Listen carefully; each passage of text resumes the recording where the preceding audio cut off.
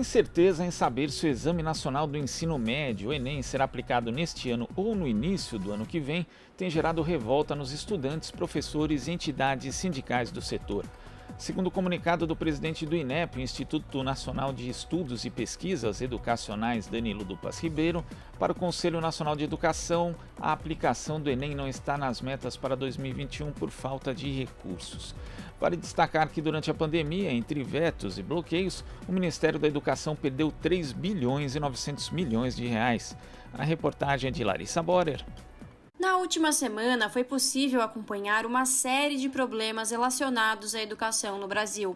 A dificuldade financeira que pode fechar a Universidade Federal do Rio de Janeiro, o imbróglio envolvendo a distribuição de tablets com acesso à internet prometidos pela Prefeitura de São Paulo em agosto e ainda não entregues, e agora a incerteza sobre a realização do Enem neste ano por falta de verba. Andressa Pelanda, coordenadora-geral da Campanha Nacional pelo Direito à Educação, avalia que a proposta de adiamento do Enem é mais um caso de falta de prioridades do governo federal e de descumprimento da responsabilidade de garantir educação para os brasileiros. A proposta do governo de adiamento do Enem é só mais um caso de demonstração de falta de prioridade e de descumprimento da responsabilidade da União com a garantia universal do direito à educação e com a democratização do acesso ao ensino superior. Nós já tivemos dificuldades enormes com o Enem deste ano que poderiam ter sido evitadas caso o Ministério da Educação tivesse tido uma atitude mais responsável e condizente com sua responsabilidade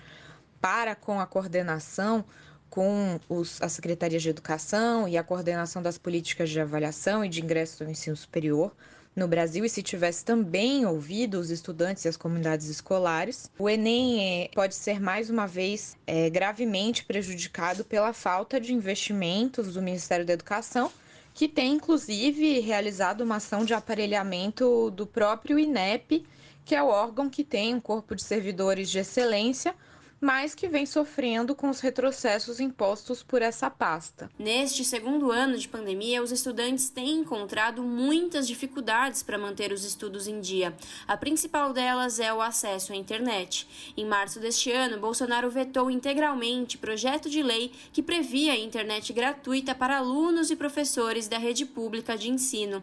Rosana, presidente da União Brasileira dos Estudantes Secundaristas, comenta que o número de abstenção no último Enem demonstra as dificuldades dos estudantes. Tem sido muito difícil, né? A maioria de nós não tem conseguido estudar, né? O número de abstenção no último Exame Nacional do Ensino Médio não é à toa, né? Nós estamos falando de mais de 50% de abstenção, né? Mais de 50% dos inscritos que não compareceram para fazer a prova. Então, tem sido muito difícil para nós. Com certeza, as maiores dificuldades é a falta de acesso à internet, que faz com que a maioria de nós não esteja estudando, mas também a falta, né, de alimentação, de merenda, que é essencial para muitos estudantes que tinham como única alimentação do dia a merenda escolar e agora sofrem com a desnutrição infantil.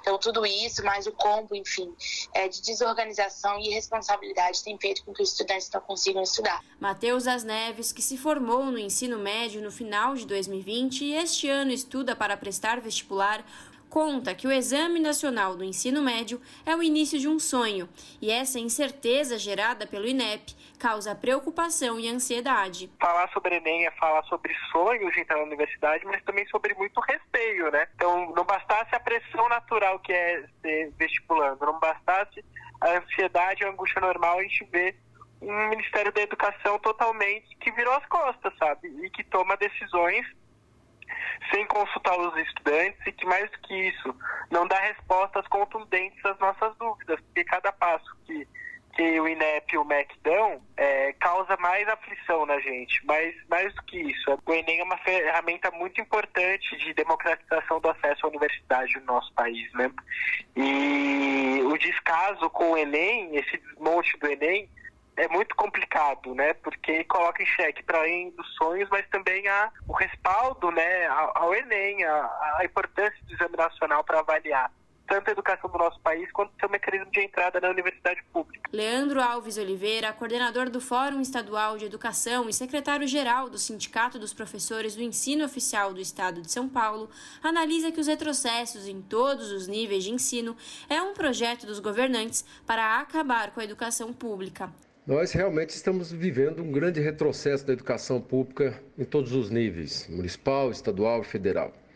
Essas políticas de escola sem partido, homeschooling, escola cívico-militar, o governo de São Paulo querendo implementar de cima para baixo políticas de escolas de tempo integral em plena pandemia. Então, o contingenciamento que foi feito pelo MEC com as universidades no começo do mandato do Bolsonaro, a falta de investimento em educação, a degradação da educação do país, não é política pública, na realidade é um projeto político dos governantes de acabar com a escola pública. Larissa Borer, Rádio Brasil Atual. Você está ouvindo Jornal Brasil Atual. As notícias que os outros não dão.